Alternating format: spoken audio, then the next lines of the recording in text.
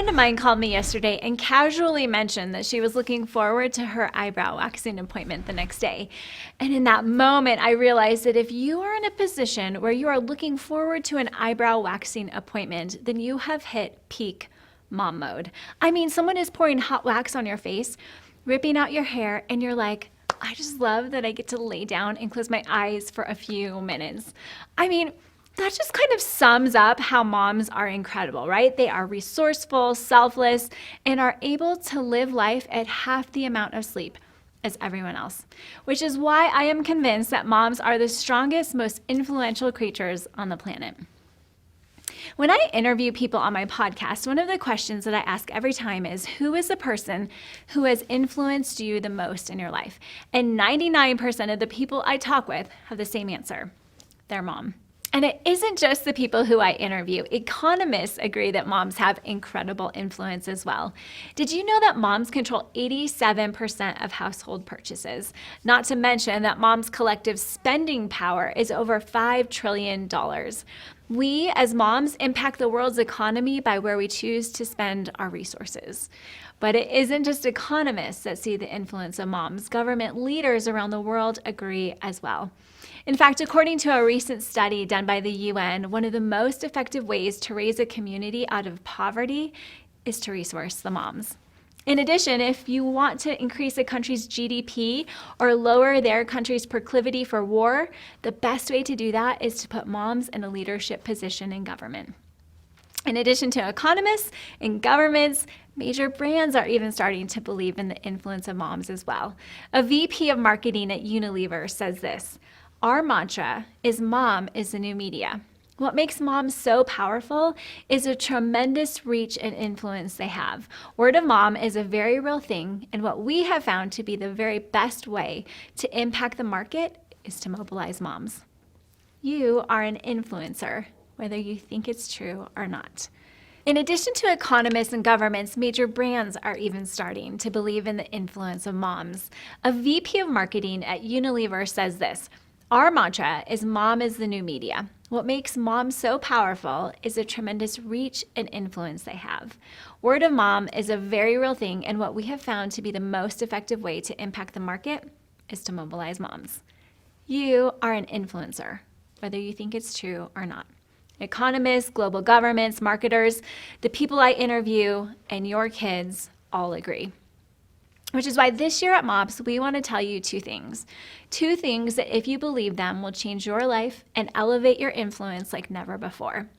The first thing is that you are fearfully and wonderfully made. You have been created on purpose, and in the Bible we read how God intentionally designed human beings and gave them value and worth. From knitting our bodies together to understanding the complexities of our minds and souls, extreme intention is involved in making the body you live in. But even if the Bible isn't your jam, then consider these scientific facts that prove how your body, with its interconnected systems and higher reasoning, is the most advanced structure in the known universe. It is a marvel of biomechanical engineering. First of all, you have a brain that is a supercomputer. It's able to hold 5 times as much information as the Encyclopedia Britannica, and it does all of its thinking and reasoning on the same amount of power as a 10-watt light bulb. And your skin is the ultimate touchscreen. Each square inch, so teeny tiny square inch of your skin, includes 4 yards of nerve fibers, 600 pain sensors, 1,300 nerve cells, 9,000 nerve endings, 75 pressure sensors, and 100 sweat glands. 3 yards of blood vessels and 1 square inch of skin. Your eyes can distinguish up to 1 million color surfaces and take in more information than the largest telescope known to man. And your lungs have the surface area of the size of a tennis court in order to oxygenate your blood. And even at just 8 weeks of gestation in your mom's womb, you had the unique fingerprints that are the same ones you can look at right now on your fingertips. The same fingertips that no other person on the planet has ever had. You are uniquely and wonderfully made. And because of that, you have work to do. Meaningful work that was built into your DNA before you were born. Work that you are made for. But occasionally, when we become moms, we start to believe that our motherhood is a constraint that limits what we can do. But the thing we want to remind you of at MOPS this year is that motherhood isn't a constraint. It's actually a catalyst. In fact, in the ancient Jewish tradition, God appoints a woman named Deborah to be a judge over the nation of Israel. Not only was she a judge, she was also a leader, a singer, a warrior, and a prophet. So in other words, she was a little Beyonce, a little Oprah, a little Joan of Arc, and a little RBG all in one. And she ultimately helped save a nation from the oppression they were living under. And so how did she do all this? She says that she accomplished it because she arose as a mother. It literally says that in the Bible. She decided to arise as a mother. And what we know is that moms are influencers, which is scary for everyone around us because moms are 50% nurturers, but we are also 50% butt kickers who have no problem having hot wax poured on our face. Am I right? And so this is the year we are going to take Deborah's lead and arise as mothers. This is the year to accept that you have influence and to embrace the fact that your motherhood is a catalyst to the plans and promises God has for you.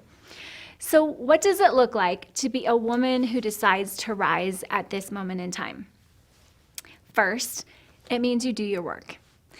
There's a new book out by Dan Heath. It's titled Upstream, and in it he shares this parable that was originally told by Irving Zola. And here's how it goes. Picture that you and a friend are having a picnic by the side of a river. And then suddenly you hear a shout from the direction of the side of the water. And you see that there's this kid who's drowning. So without even thinking, you both dive in, grab the kid, swim to shore. But before you can recover, you hear another kid crying for help. And you and your friend jump back into the river to rescue her as well. And then another struggling child drifts into sight, and another, and the two of you can barely keep up. And then suddenly you see your friend wading out of the water on the shore, seeming to leave you alone. Where are you going? You yell to him. And your friend answers, I'm going upstream to tackle the guy who's throwing all these kids in the water. So often in life, we get stuck in a cycle of response, right? We put out fires, deal with the most urgent thing. We stay downstream, handling one problem after another, but we never make our way upstream to actually fix the cause of the problem. And it makes me wonder how many problems and frustrations are we tolerating simply because we have forgotten that we can fix them. And so doing our work means we get serious about going upstream to fix the things that are wearing us down and creating chaos in our lives. It might look like getting to the root of our fear and shame so that we aren't controlled by them anymore.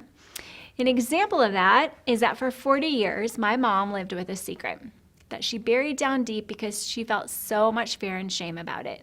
She was terrified of what might happen if anyone found out that when she was 19, she put a baby up for adoption. But do you know what happened last year when she decided it was time for her to do her work, to go upstream and tell the truth? She got free. She found the son she put up for adoption, and he came to our latest family reunion where all of our kids played together, and we celebrated that we have a new member of our family. And my mom is now free from the chaos and lies that she lived with for 5 decades. Doing our work can look like a lot of different things. Sometimes our thought life needs a little tightening up, and so it might mean going to a therapist who can give us tools for dealing with anxiety or depression. It might be that you wake up in the morning and the first thing that you do is grab your phone. I did this for a lot of years. And then you look at the news or social media and it puts you in a bad mood for the rest of the day. So doing your work might mean creating a different morning routine that helps you start your day in a more positive way. Or maybe you schedule dentist appointments for everybody in your house, but you haven't been to the dentist in years and you're totally dreading it. Doing your work might mean scheduling that dang appointment and showing up even though you really want to cancel. Doing our work means we stop trying to skip the struggle because deciding to rise isn't about doing what we want. It's about doing what we need. It's about making the daily choice to do what is best instead of what is easiest. Things like staying on top of your finances, eating healthy foods, studying hard, scheduling a doctor's appointment, getting honest about the things that are causing chaos in our lives, creating meaningful friendships. Doing our work isn't necessarily glamorous, but it is an essential part of deciding to rise up. The second thing that we're going to do this year is chase joy. Now, joy is totally different from happiness. Happiness is based on external things that happen to us, things we might not be able to control. But joy is an internal decision about how we're going to respond, because we might not be able to control our circumstances, but we can change how we react to them. Actively practicing joy is how we fight discouragement. It's how we resist the urge to complain, accuse, or get offended. It is a gladness that's not just reserved for happy moments, but also for hard days that come our way. Joy creates a sense of well-being and contentment, and not to mention that sociologists say it's one of the top 5 most contagious emotions.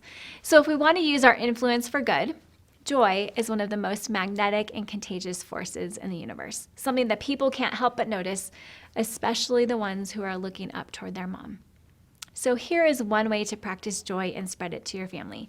So when you're seeing your family after being apart, maybe it's you're picking your kids up from preschool, or your husband or you are walking in the door after a long day at work, one way to cultivate joy is to put a smile on your face and to act like you are elated to see everybody. It doesn't matter how your day went or what you're doing next, or if you're hungry. For the next 2 minutes at least, pretend that you've been looking forward to seeing them all day. Now I know what you're thinking. That seems like a cheesy, tiny thing and hardly an earth-shattering revelation. But your attitude can set the tone for the rest of the day just by how you greet them. So really, it's not tiny at all. It's a huge deal because you do it every day.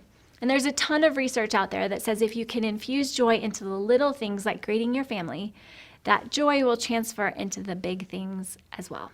Lastly, the third way to decide to rise is to get strong mentally and physically. To own the body and mind you've been given and build muscle and mental stamina so that you can do all the things that God is calling you to do with confidence.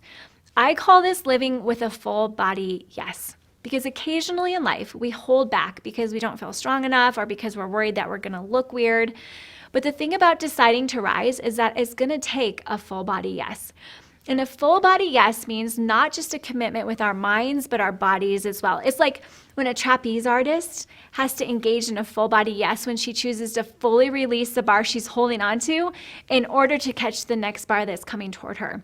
And if part of her body, like one arm is still holding onto one bar, and then she tries to grab the other one simultaneously, she ends up stuck, having lost her momentum entirely, and she can't swing to the next.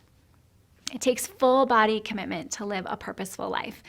But just to be clear, a full body yes can be done by everyone. My friend Joanna has 2 little girls, both with a degenerative disease that has them in wheelchairs.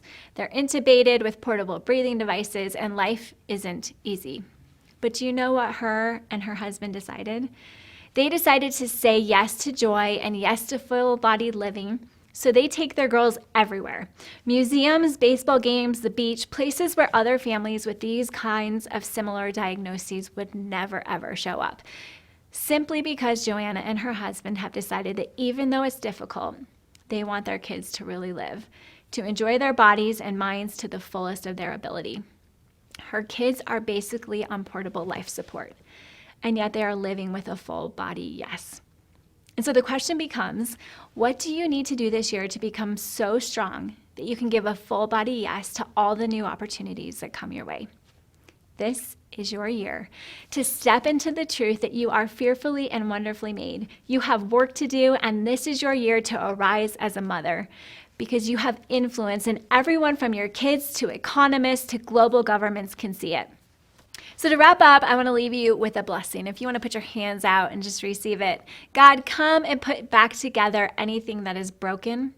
Refresh what feels weary and ready us for incredible goodness to come. Bless every woman listening right now with answers to the things that she's worried about. May you provide friendship where there is loneliness, restoration in marriages that are struggling, financial provision where there is fear, help for kids that are struggling, and healing of bodies that are hurting. And God, would this be a year of fresh starts and increased influence? And would you mobilize every MOPS mom in a way that exceeds her expectations of what is possible? Because you have declared that this is our time to decide to rise. Let it be so. Amen.